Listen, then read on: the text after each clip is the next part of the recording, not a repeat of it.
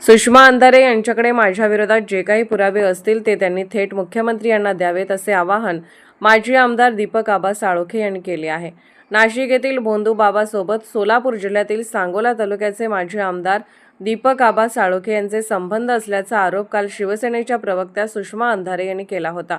या पार्श्वभूमीवर आज सांगोला येथे दीपक आबा साळोखे यांच्याशी संवाद साधण्यात आला। यावेळी त्यांनी उत्तर देताना सांगितले की सुषमा अंधारे यांनी सध्या अवकाळी पावसामुळे निर्माण झालेल्या गॅस प्रश्नावर आवाज उठवायला हवा। मी त्यांना मोठी बहीण मानतो, त्यामुळे त्यांच्या विरोधात कोणतीही कायदेशीर कारवाई करणार नाही। या प्रकरणाबाबत अधिवेशनाच्या शेवटच्या दिवशी मुख्यमंत्री यांनी जाहीर केले आहे की या भोंदू बाबासोबत ज्याचे संबंध असतील त्यांची माहिती घेऊन त्यांच्यावर कठोर कारवाई करण्यात येईल। त्यामुळे सुषमा अंधारे यांनी मुख्यमंत्री यांची भेट घ्यावी। गंभीर स्वरूपाचे आरोप करण्यात आलेले आहे। सुषमा अंधारे यांच्यावर कायदेशीर नोटीस किंवा अब्रू नुकसान दावा तुम्ही ठोकणार आहात का? सुषमा अंधारे ताई या एक सामाजिक कार्यकर्ते आहेत, ते एका पक्षाच्या मोठ्या प्रवक्त्या आहेत आणि एक जबाबदार आमच्या भगिनी आहेत। वास्तविक पाहता मी जेव्हा त्यांनी माझ्यावर केलेले आरोप ऐकले तेव्हा माझ्या मनाला वेदना झाल्या की सुषमाताई सारख्या एका आमच्या जाणकार भगिनीनं कुठल्याही प्रकारची माहिती नीट न घेता माझ्यासारख्या एका कार्यकर्त्यावर हे आरोप केलेले आहेत की माझा त्यांचा आर्थिक संबंध आहे, मी त्यांना फ्लॅट गिफ्ट दिलेलं, हे धांदात खोटं आहे। सुषमाताईंनी हे जे वक्तव्य केलेले हे धांदात खोटं आहे।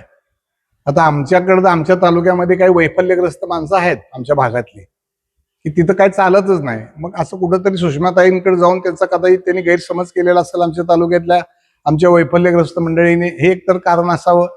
आणि खरोखरच जर सुषमाताईकडे पुरावे असतील त्यांनी प्रसार माध्यमाला, महाराष्ट्रातल्या प्रसार माध्यमाच्या समोर रोज ते आहेत, त्यांनी प्रसार माध्यमापुढे हे द्यायला पाहिजे। आणि त्याच्यापेक्षाही माझी भगिनी म्हणून त्यांना विनंती आहे की या राज्यामध्ये देवेंद्र फडणवीस नावाचे, देवाभाऊ नावाचे खमक्या मुख्यमंत्री आहेत आणि ते राज्याचे गृहमंत्री आहेत। त्यांनी विधानसभेच्या अधिवेशनाच्या शेवटी सांगितलेलं आहे या प्रकरणामध्ये मी कुणालाही पाठशी घालणार नाही।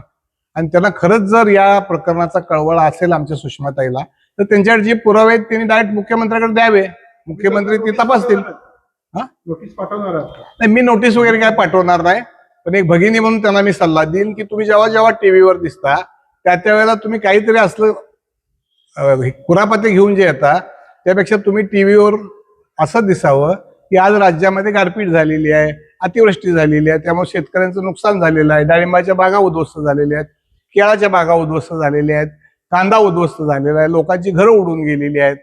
अशा ठिकाणी बांधावर आमच्या भगिनीने कधी तर जाऊन लोकांची अश्रू पुसायचं काम करावं, असं टीव्हीवर त्या कधीच बघायला मिळत नाहीत। एक भाऊ म्हणून माझा त्यांना सल्ला आहे की इतर उचापात्या करण्यापेक्षा जरा चांगल्या गोरगरिबाला मदत करायची तरी भूमिका कधी आयुष्यात ठेवावी त्यांनी। तुमची भेट झाली का? अशोक खरातांची माझी कुठल्या तरी कार्यक्रमाच्या निमित्तानं त्यांची माझी भेट 100% झालेली आहे। सामाजिक जीवनामध्ये काम करत असताना अनेक कार्यक्रमाला आम्हाला उपस्थित राहावं लागतं आणि महाराष्ट्रातल्या बहुतांशी अनेक नेत्यांचे फोटो खरातांच्या बरोबर आहेत। ह्याचा अर्थ काय सगळेच कोण गुन्हेगार आहेत असं नाही। सहजासहजी ॲज इट इज एखाद्या कार्यक्रमात कुणाला तरी फोटो काढायची हौस असते, असे फोटो निघालेले आहेत। मी कुठतरी कार्यक्रमात त्याला भेटलेलो, मी नाकारत नाही, पण त्यांचे माझे आर्थिक संबंध किंवा फ्लॅट दिला हे धादात खोटं आहे। परत एकदा आमच्या ताईला माझी विनंती आहे की तुमच्याकडे काही पुरावे असतील तर तुम्ही वर्तमानपत्रामध्ये, टीव्हीच्या प्रसार माध्यमामध्ये द्या। आणि त्याच्यापेक्षा एवढा गाजावाजा करण्यापेक्षा मुख्यमंत्री आहेत त्यांच्याकडे दिलं तर ते कुणालाच पाठशी टाकत नाहीत।